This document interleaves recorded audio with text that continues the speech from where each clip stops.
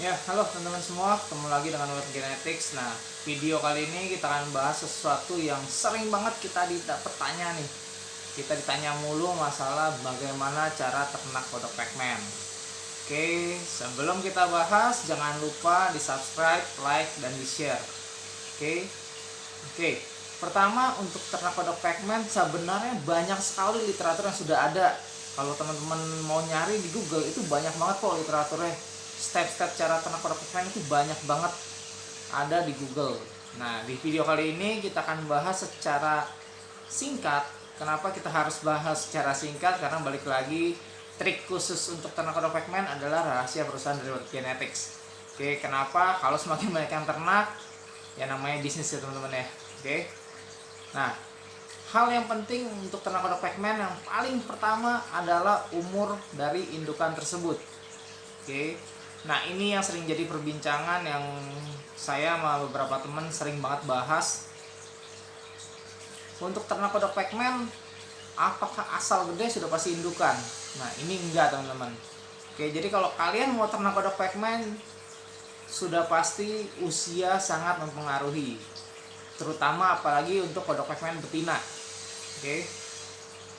Usianya minimal, kalau kita di sini di Web Genetics itu yang sudah kita lalui semuanya, kita sudah coba semuanya, usia yang benar-benar matang untuk mereka siap untuk kita breeding itu adalah di usia 2 tahun minimal.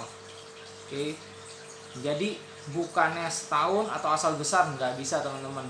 Banyak banget di luaran sana yang kemarin juga kita sempat bahas, Pacman gede langsung bilang indukan, belum tentu. Kenapa kita bilang seperti itu? Kita akan kasih contoh ke teman-teman semua, dimana ini ada 3 ekor kodok Pacman betina yang kalau kalian lihat ini size-nya kurang lebih sama semua, tetapi usia berbeda sangat jauh. Oke. Nah, yang pertama kita akan kasih lihat teman-teman semua, ini yang ini koleksi terbaru, belum nggak terbaru sih, udah cukup lama juga dari kita, mungkin ada beberapa yang udah tahu. Nah teman-teman, ini female, gede teman-teman, hampir setelapak kalau kalian lihat. Oke, ini usia 1,5 tahun. Apakah siap untuk indukan? Belum, ini masih butuh kurang lebih 6 bulanan lagi untuk jadi indukan. Oke, size nya besar teman-teman. Jadi kalau teman-teman lihat ini size nya, nah ini cukup besar. Oke. Tapi usia 1,5 tahun. Oke. Dan ini belum siap untuk kita breeding. Itu masih butuh waktu kurang lebih 6 bulan lah untuk kita siap breeding. Jadi 6 bulan depan baru akan ada anakan dari indukan tersebut. Nah ini teman-teman, ini indukan ornata kita juga betina. Teman-teman bisa lihat size-nya nggak beda jauh. Nah ini usia sudah 2,5 tahun. Ini sudah siap breeding. Oke. Jadi kalau dilihat dari size nggak beda jauh teman-teman sama antara yang tadi. Jadi kalau teman-teman lihat,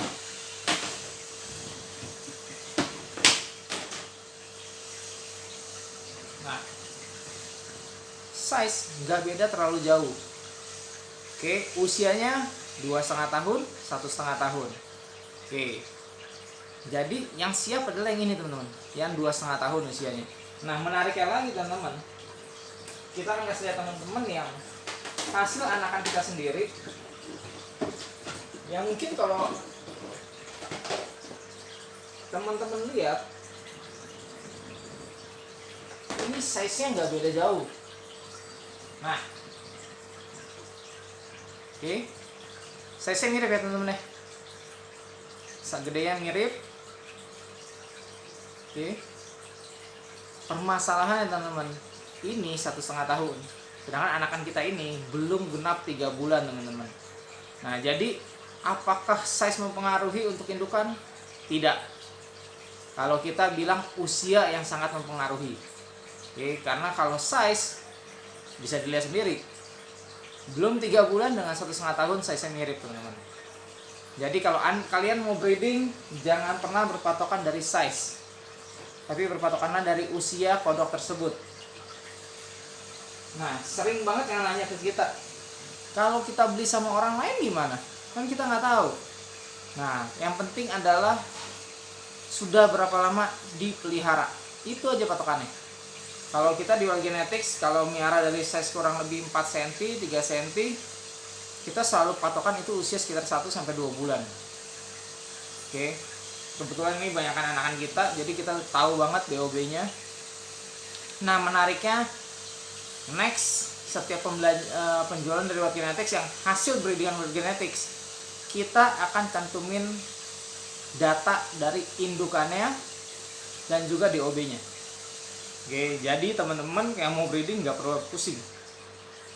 Kalian tahu kapan usia dari kodok yang kalian beli dari Wild Genetics. Tapi khusus hanya yang ternakan dari Wild Genetics. Kenapa? Kalau yang kita beli dari impor itu sudah tidak mungkin kita minta DOB-nya, teman-teman. Oke, karena mereka pasti banyak sekali dan kecampur-campur. Nah, itu yang penting. Jadi kalian harus sadar bahwa usia sangat mempengaruhi, bukan dari size untuk ternak kodok Pac-Man. Ini yang pertama. Yang kedua adalah kalau kalian baca di internet, di situ ada yang namanya cycle. Nah, ini juga sangat penting. Ini tidak boleh terlewatkan. Kalian harus bisa hibernasikan mereka. Berapa lama? Tergantung kalian. Kalau kita di Wild Genetics kurang lebih 2-6 bulan hibernasinya. Pertanyaannya, apakah semua kodok Pac-Man hibernasi aman? Tidak. Pasti ada aja yang nggak kuat dan akhirnya mati, teman-teman, ketika hibernasi.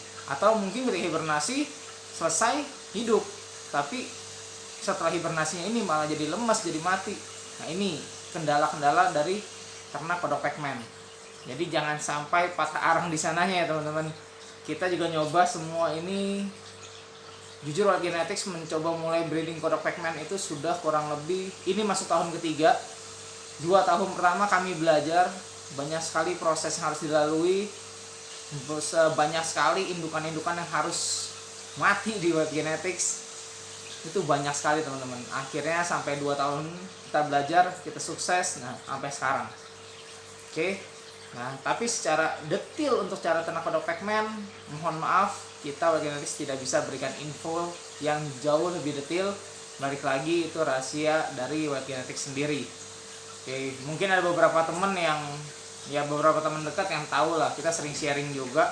Tapi nggak semua orang kita bisa sharing tentang cara bagaimana ternak kodok Pac-Man. Oke. Nah, pertanyaan selanjutnya, kenapa kok kodok Pac-Man Wild Genetics itu yang sering mereka tanya size-nya gede-gede, anakan kok udah gede, apakah dipus makannya? Enggak, teman-teman. Kita nggak pernah ngapus makan, makannya di sini semua sama, mau stok jualan, mau stok piaraan, semua sama. Itu makannya hanya 2 jenis, yaitu yang pertama pelet, yang pasti pelet Wild Genetics, teman-teman, yang kita sudah formulasikan khusus untuk kodok Pac-Man. Yang kedua adalah tikus. Jadi kita nggak pernah kasih makan yang lain kecuali 2 ini, teman-teman. Kecuali kodok Pac-Man yang baru dari kecebong jadi kodok, kita biasa kasih ikan cere laut.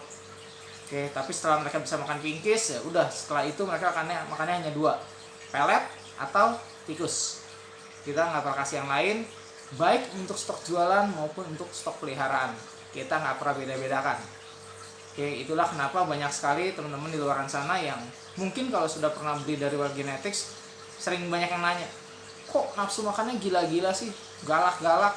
Ya mungkin karena dari kecil kita sudah membiasakan, teman-teman, makannya ini semua sangat luar biasa. Oke, perawatan juga selalu maksimal di sini.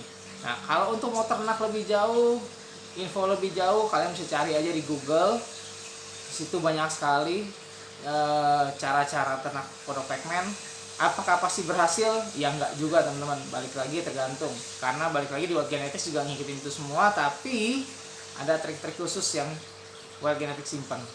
Oke, mungkin itu aja. Jangan lupa di subscribe, like, and share. Thank you.